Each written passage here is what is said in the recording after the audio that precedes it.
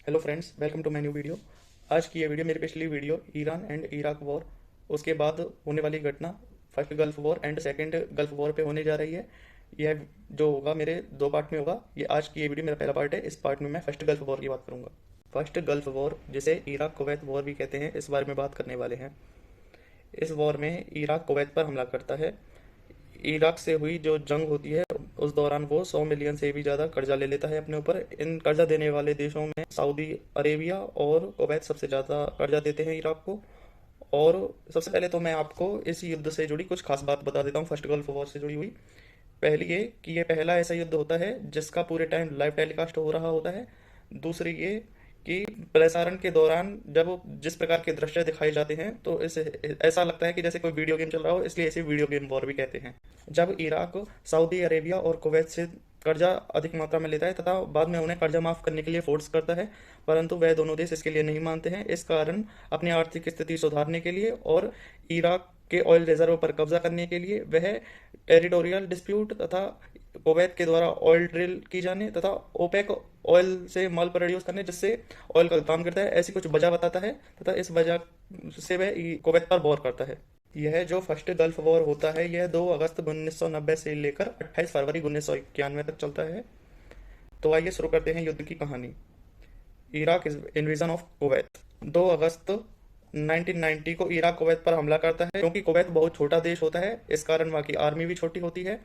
इस कारण वह हजारों की संख्या में आने वाली इराकी सेना को नहीं रोक पाता है तथा इराक हमला करते ही 12 घंटे के अंदर कुवैत की संसद पर कब्जा कर लेती है तथा 2 दिन के अंदर वह संपूर्ण कुवैत पर कब्जा कर लेती है।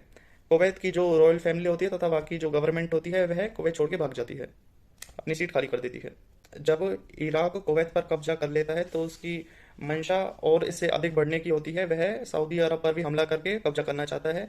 सऊदी अरब की सेना इराक की सेना से कमजोर होती है। अगर उस समय इराक की सेना सऊदी अरब की सेना पर हमला करती तो वह सऊदी अरब को भी अपने कब्जे में कर सकती थी। इसके बाद शुरू होता है ऑपरेशन डेजर्ट सील।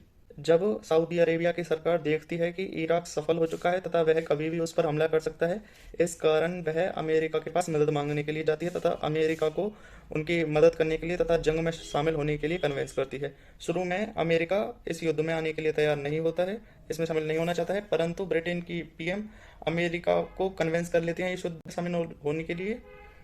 इस प्रकार अमेरिका भी शामिल होता है इस युद्ध में तथा यूएन द्वारा इराक पे बहुत से प्रतिबंध भी लगाए जाते हैं। जब अमेरिका इस युद्ध में शामिल होता है तो वह इराक से जीतने के लिए योजना बनाता है। इस योजना को या इस रणनीति को ऑपरेशन डेजर्ट शील्ड नाम दिया जाता है तथा कुछ समय के अंदर इसमें 39 कंट्रियां भी शामिल हो जाती हैं। पहले केवल अमेरिकी सेना और यूरोप के कुछ देशों की सेना ही इसमें शामिल थी। जब 39 देश इस युद्ध में शामिल होते हैं तो वहाँ एक इनकी सारे देशों की एक अलाई सेना बनती है, उसको कोलिशन फोर्स का नाम दिया जाता है तथा उसे शुरुआत में सऊदी अरब की रक्षा तो करती है, परंतु वह शुरुआत में इराक पर हमला नहीं करती। एक तरफ तो कोलिशन फोर्स युद्ध जीतने के लिए वायुसेना का निर्माण करती है और दूसरी ओर इराक को इस बात का डर होता है कि ये वायुसेना उन पर भारी ना पड़े, इस कारण वह कोलिशन फोर्स को केमिकल वेपन की धमकी भी देता है। बीच यूएन इराक पर प्रतिबंध तो लगाता ही है, परंतु साथ ही इराक को 15 जनवरी तक युद्ध खत्म करने की डेडलाइन भी देता है।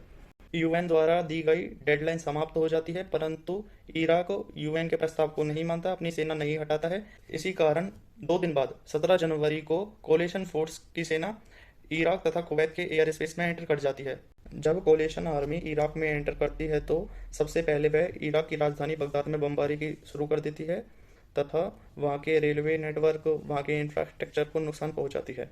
कुछ समय बाद ही इराक कोलिशन फोर्स द्वारा बमबारी से परेशान हो जाता है तथा आखिरकार वह सऊदी अरब पर अटैक करने का प्लान बनाता है।